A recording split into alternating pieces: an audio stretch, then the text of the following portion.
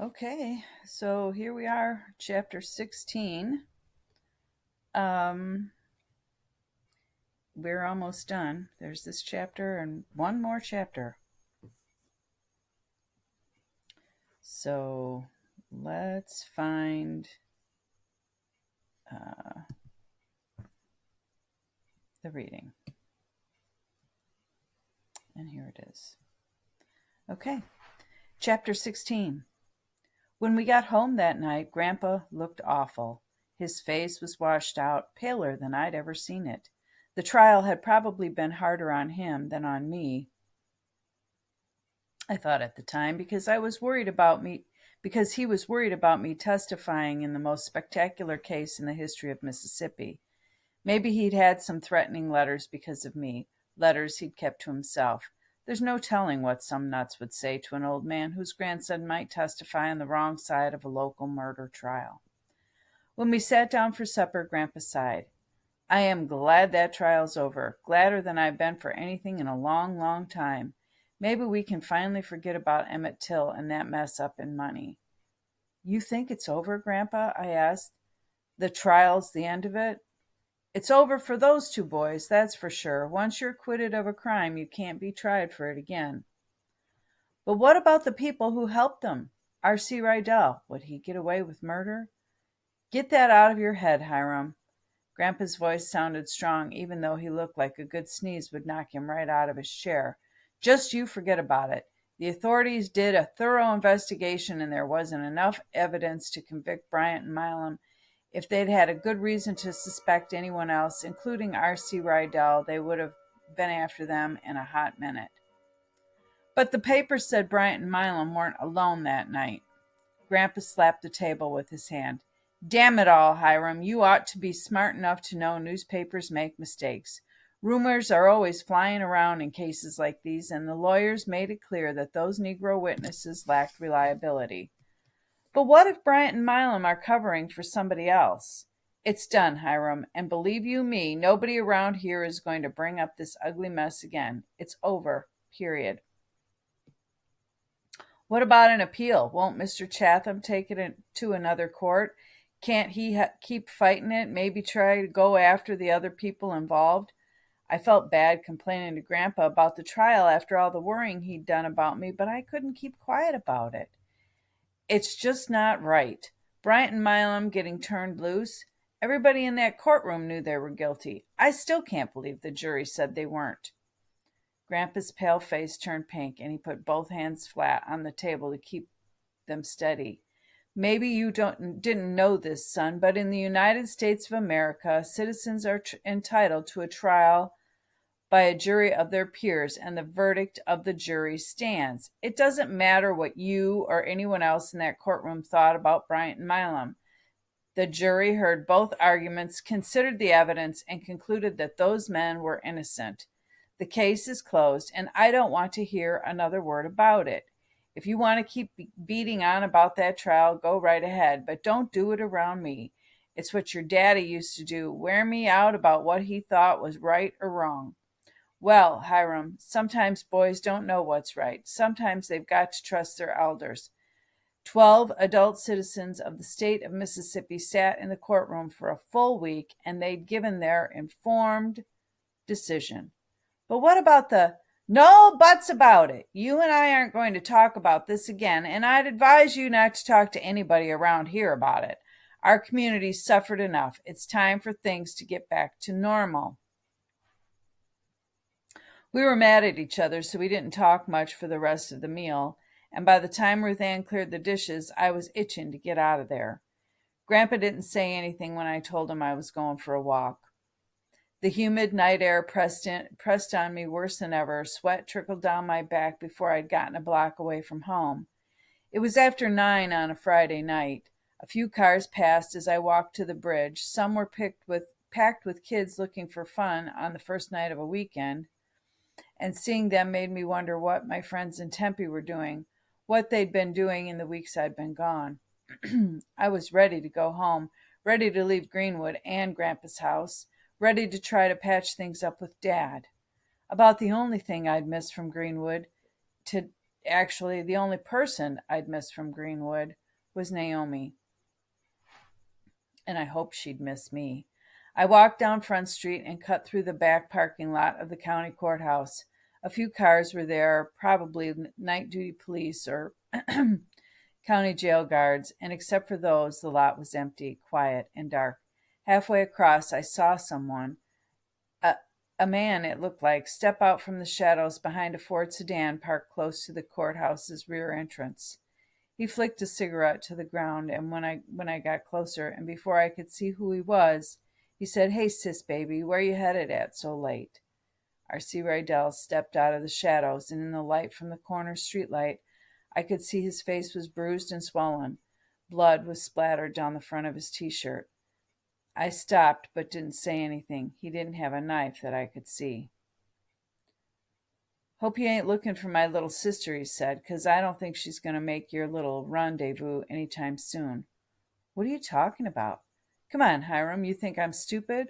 What kind of big brother would I be if I didn't know my kid sister had herself a boyfriend?" "Well, where is she, R.C.? What happened?" "Problems at home. Our old man." R.C. lit another cigarette, snapped the match at me, and took a long drag. "Pa really was on one tonight. He's been mean before, but tonight he was crazy, out of control. House is a damn pigsty. Kids don't do damn thing around here. I work all day to keep a roof over our heads, and what do I get for it? That kind of crap. Naomi knows enough to steer clear of him when he's been drinking and ranting, and so do I, usually. But tonight he started in on me for being gone, for quitting my job at the dock and going to Jackson." "You been in Jackson?" "No future around here. And believe me, I didn't mind getting away from Pa. I got me a job in Jackson loading trucks and might start driving one in a year or two. I've been down there almost a month already.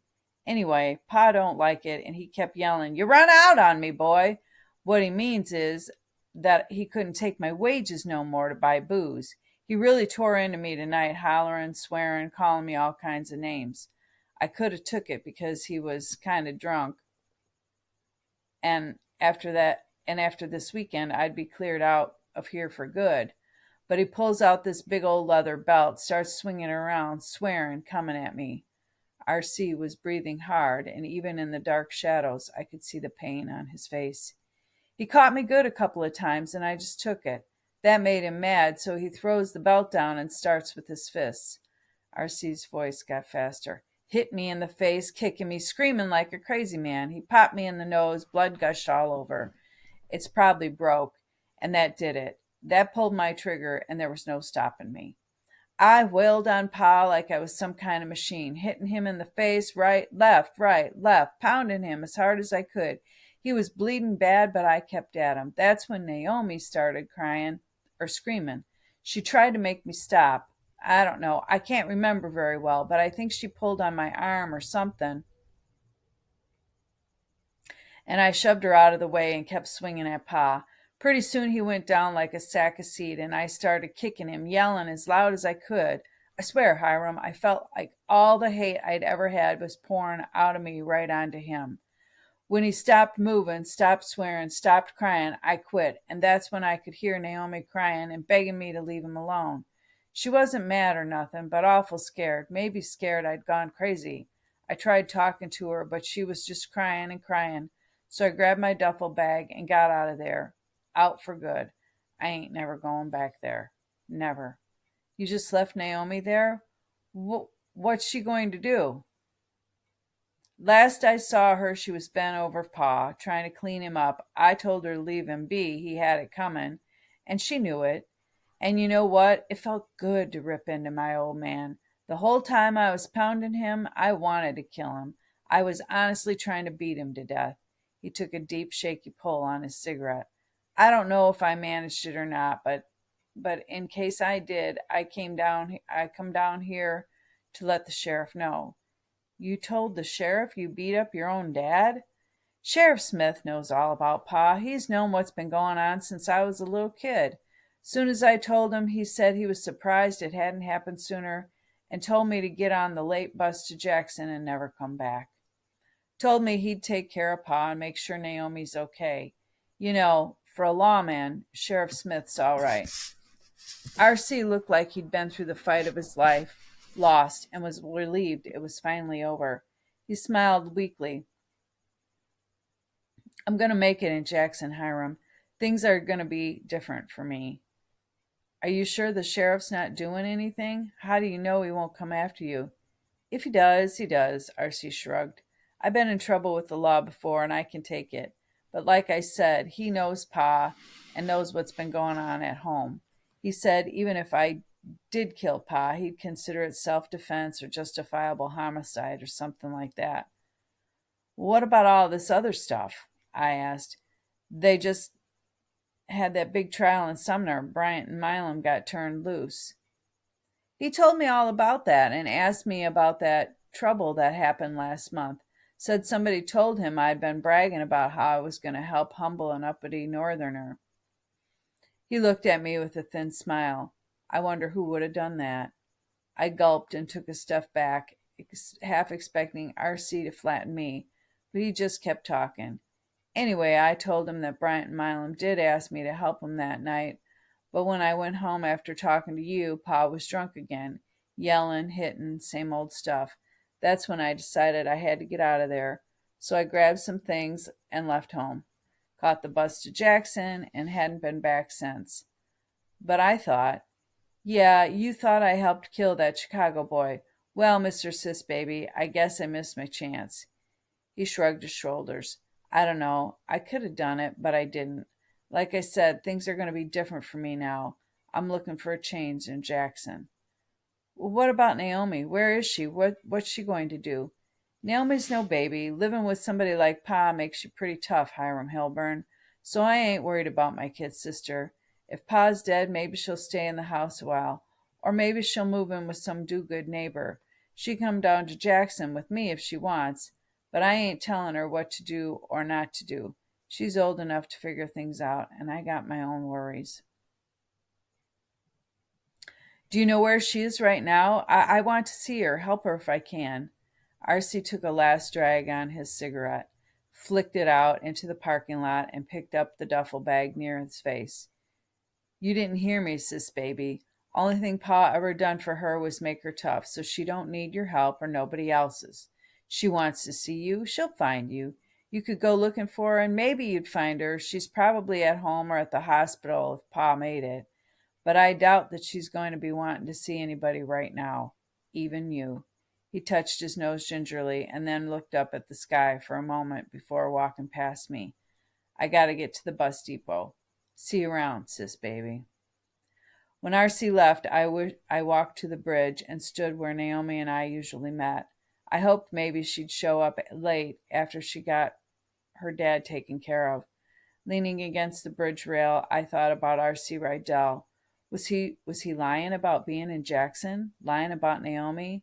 R.C. was mean, but I'd never known him to hurt his sister. But if he was telling the truth, who had been with Bryant and Milam that night they kidnapped Emmett Till? Probably somebody as hateful to Negroes as R.C., but I didn't want to think about it. Like Grandpa said, the trial was over, and nobody down here was going to be looking to start another one. Besides, I wanted to think about Naomi.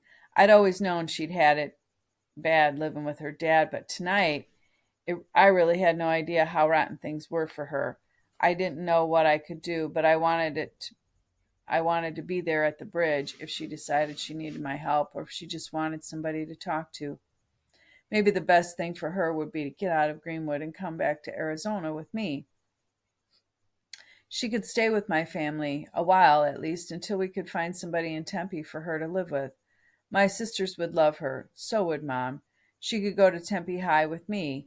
It'd be hard for her at first. Kids would tease her about her southern accent and stuff. But like R.C. said, Naomi was tough.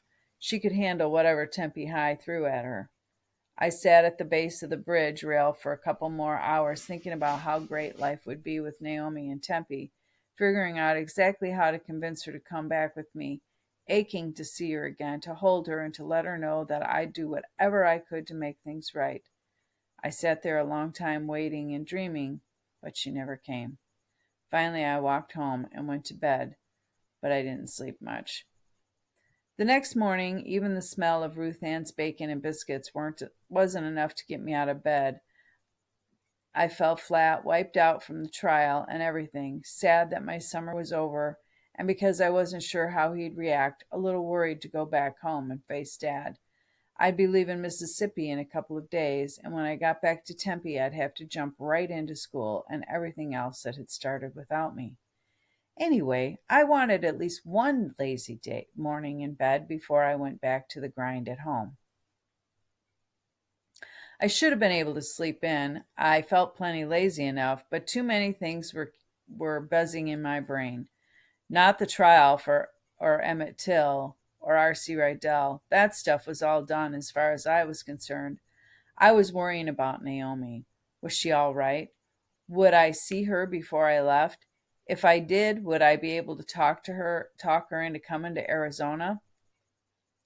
With all that running through my head, I tried to sleep and did doze a little, but I was too restless to sleep soundly, like there was something I should have been doing but wasn't. I was thinking of Naomi too, of course. It would have been impossible not to. Around 11, I heard Grandpa talking to somebody down in the driveway below my window. Being lazy had made me bored and hungry, so I decided to get out of bed, get dressed, and see what Ruth Ann had left me to eat. Before going downstairs, I looked out the window and saw Grandpa talking to 3 men I didn't recognize. Whatever they'd been doing, it looked like they had just about finished up. One man patted Grandpa on the shoulder and said, You just let us worry about this, Mr. Hilburn. We know how to take care of these kinds of things, and you can count on us doing it right." "I hope to get a fair price for it," Grandpa said. "It's been good to me all these years." The man held up the keys. "You can't be too choosy about price in this situation, but we'll do what we can. I guarantee you this truck will be out of Mississippi before dark. Soon as we get it sold, you'll get your money." "I could sell it myself and save a heck of a lot of money and trouble." Grandpa's voice was edgy, like it got when he was mad or tired. "Sure you could," the man said, "but having it sit around here for too long might end up making more trouble than you want. We'll keep it quiet and you'll get your money." The man got into the cab and started the truck while his 2 friends jumped in the back. Grandpa watched them drive away. When I came downstairs, he was at the kitchen table with a pile of papers spread out in front of him. "So the dead rise again," he said with a smile. "I thought you'd never miss one of Ruth Ann's breakfasts." "I decided to sleep in at least once before I have to go back to school." I went to the stove and found a plate of biscuits and jelly Ruth Ann had left. I took the plate to the table and sat down across from my grandfather. "Hey, Grandpa, what happened to the pickup truck?" "I sold the damn thing. It was getting too rattly for me. I'm going to get a car with automatic transmission." "A car? What are you going to do with a car? Can't haul stuff in it. Can't take it out to the plantation or fishing. There's not a thing wrong with that old pickup." "Don't be bothering me about this, Hiram. It's gone and it's not coming back." Grandpa looked a little mad, and I didn't want to be arguing with him during my last days in Greenwood, but selling that truck made no sense. I always liked that pickup. There's no good reason for getting rid of it. "I've got my reasons, and I don't have to be explaining them to my grandson." His face got red again, and he started shoving his papers into a big brown envelope. "Adults have reasons for doing what they do, and even if they make no sense to children. Children, including you, Hiram, have got to learn to trust their elders. The truck's gone, and I don't want to hear any more about it." "Seems like you don't want to hear any more about anything these days," I snapped back. "First about the trial, and then about R.C. or whoever helped Bryant and Milam, and now about the truck." Grandpa ignored me and concentrated on getting his papers into the envelope. There was no sense fighting with him about this. I was going home soon, and I wouldn't have been driving the truck much anyway, so I cooled off and changed the subject. "I saw R.C. Rydell last night, Grandpa." He looked up right away. "R.C. Rydell? Did he try to break your neck?" "We just talked. He was heading out of town after one too many fights with his dad." "Too bad he's not taking his father with him," Grandpa said. "That man's been tormenting his children for longer than he should be allowed. It ruined R.C., and I'm sure it was no good for Naomi, even though she seems to have turned out all right. At any rate, she'd be better off with her good-for-nothing brother gone. Where's he headed? Jackson. He's been working down there for almost a month. And you know something kind of funny? He was down in Jackson the night Bryant and Milam kidnapped Emmett Till.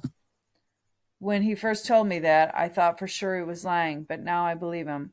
All this time I thought he was the third man they were looking for, and he wasn't even in the county. I wouldn't trust that boy any further than I could throw him, Grandpa said. His voice sounded hurried, nervous. You can't take anything he says for truth, although I never was convinced he had anything to do with all that trouble with Roy and J.W. Well, he's off the hook in case anybody ever starts trying to track down whoever else was in on that killing. I told you before, Hiram, no one in the Delta is going to bother with that case again. The jury gave a decision, and the judge accepted it. He got the last of his papers into the envelope and sealed it with a brass clip. And now there's no evidence to link it to any other person to the kidnapping. As they say, the case is closed. Grandpa, looking more relaxed than he had since before the trial started. And now it looks like we're going to have to start working on getting you on a train to Arizona. Yeah, do you think you can call Mom and Dad today and let them know the trial's over and that I'm clear to leave now? The news about the trial was in papers all over the country, so I'm sure they know the trial's over. But I'll call and let them know you're coming home as soon as possible. I'd also better have Ruth Ann run over to the train depot and make sure we can get you a ticket for tomorrow or Monday. It surprised me that Grandpa was so cheerful about my leaving. Sure, I was anxious to get out of there as fast as I could, but I'd expected him to start with the usual sales pitch to stay in Greenwood. For most of my life, he'd been begging me to come back, and now it seemed like he couldn't wait for me to leave. But I didn't have time to figure him out right then. If I was going to be gone soon, I had to talk to Naomi. I told him I had to go find a friend. Grandpa smiled. Of course you have to say goodbye to the girlfriend. Don't be gone too long. You'll need to be getting your things packed up pretty soon. Grandpa pushed away from the table and went to the living room and headed out to the kitchen door for Naomi's house. When I was walking down the driveway, I spooked Ronnie Remington, who had just come out of his house and was walking his path to the sidewalk with his head down. He almost ran into me when we reached the sidewalk at the same time. "Excuse me," he said nervously as he stopped dead in front of me, waiting for me to move out of his way so he could follow his route on the sidewalk. He looked up. His eyes got wide when he recognized me. I'm going downtown to get some things. I should have been looking where I was going. Ralph's always telling me to look where I'm going, because if I don't, I'm going to run into things or get run over." He gulped and blinked rapidly. "Not that I'm worried about getting run over, or that I'm saying you even tried to run me over. No, I'm not saying that at all. No, not at all. You can trust me on that. I did not say that you were driving that old blue Ford pickup with that evil Rydell boy and tried to run me down. I did not say that. And you can rest assured that I will never say that to anyone, not a single solitary soul." His eyes glazed over as he talked faster and faster.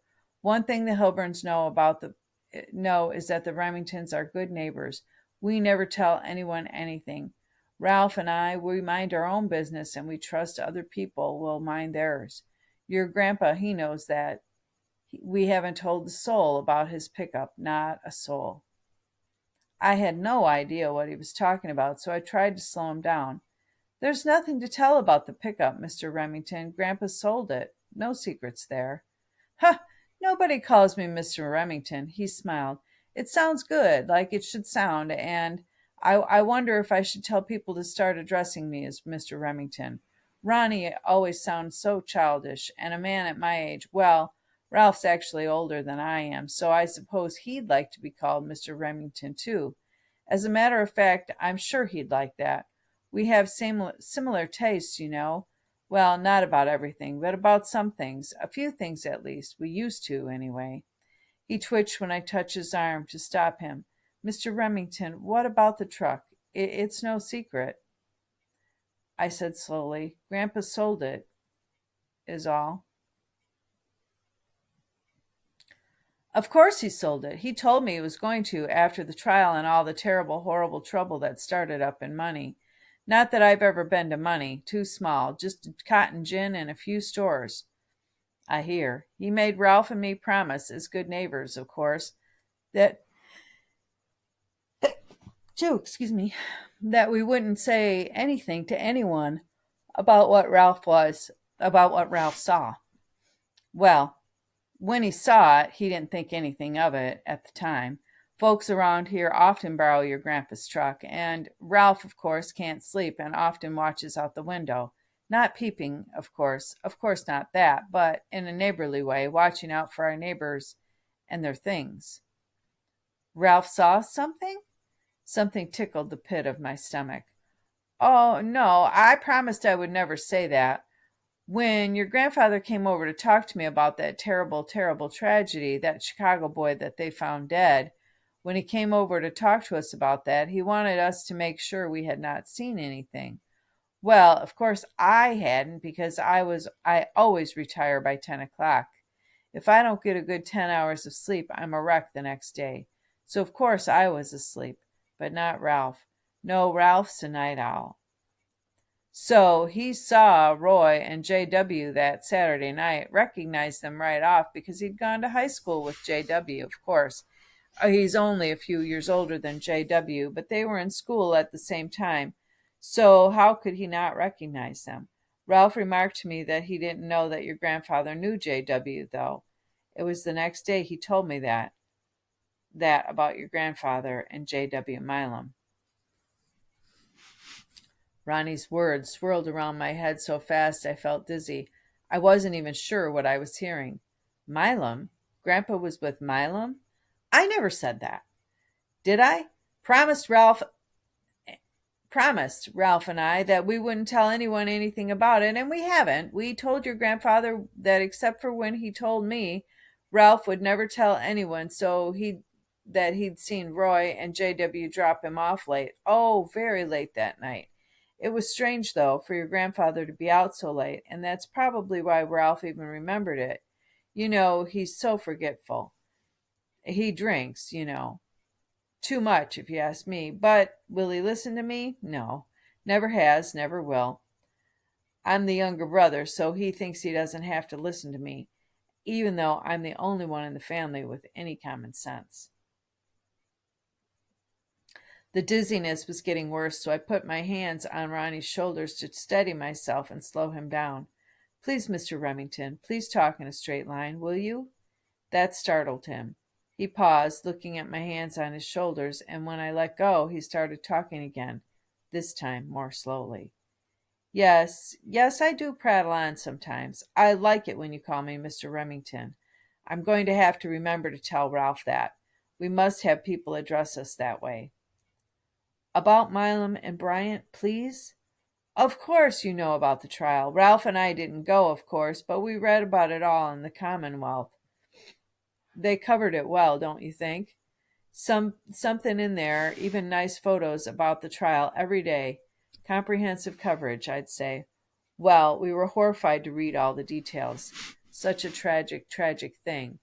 And Ralph read about your grandfather's pickup. That one witness, oh, what was his name? He saw it in the Sunday morning out at the other plantation. Well, I'll never remember his name.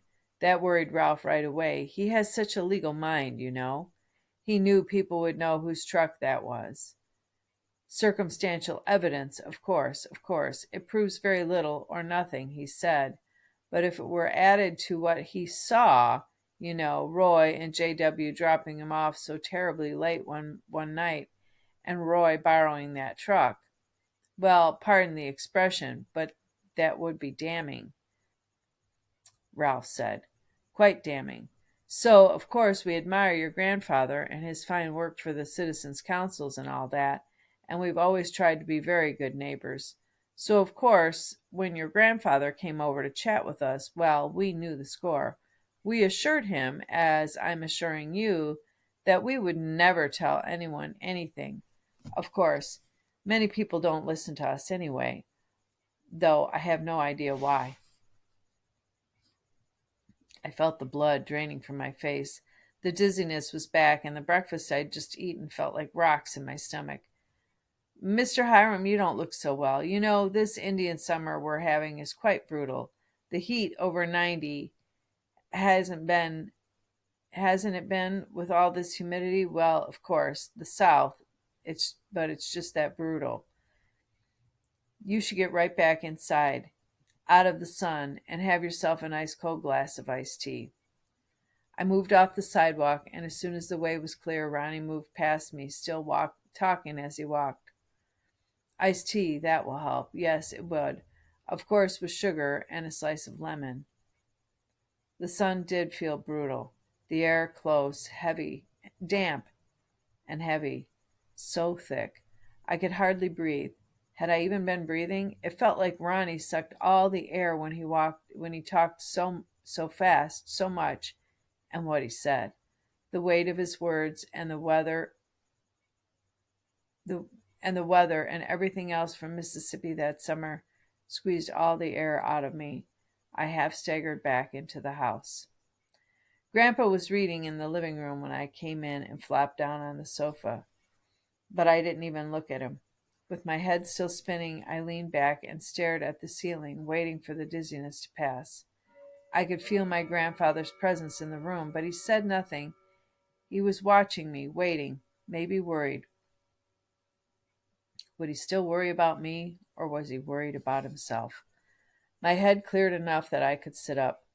Grandpa was in his chair and he smiled at me. Are you feeling all right, son? He looked concerned, looked just like my grandfather had always looked. His voice sounded soothing, like I like I was back home. The sights, the sounds, and the smell of Grandma's house, they were all around me, cozy. It felt good. And then I remembered Ronnie. Had it been a dream? Had I even seen him? Maybe it was all some sort of hallucination. I looked at Grandpa. I loved him. I knew he loved me. We were both sitting in a room where we'd read together, listened to the radio, where he'd played with me when I was a little boy. This room, this house, this man were all part of my roots, all parts of a memory I had always loved. But another, newer memory nagged at my conscience. I tried to ignore it. I wanted to forget it, but the Hilburn stubbornness wouldn't let me. I knew I could settle it with one statement, not even a question. I could say it, watch my grandfather, and know. I'd know immediately, know if my roots were as solid as ever or if they'd withered and rotted. I looked at Grandpa, his face full of concern and love for me. I felt his love. I loved him. I had always loved him. Grandpa, Ronnie Remington told me something about a promise. He didn't move. His expression didn't change. His look of concern stayed the same. But his eyes looked desperate when he shook his head, chuckled, and said, Oh, that Ronnie Remington. He talks in such circles that it could drown a man. You were there that night. You were there. My grandfather's smile faded. He looked away from me and whispered, The boy was alive when I left. They promised they were done with him when they brought me home. And then I knew what I didn't want to know.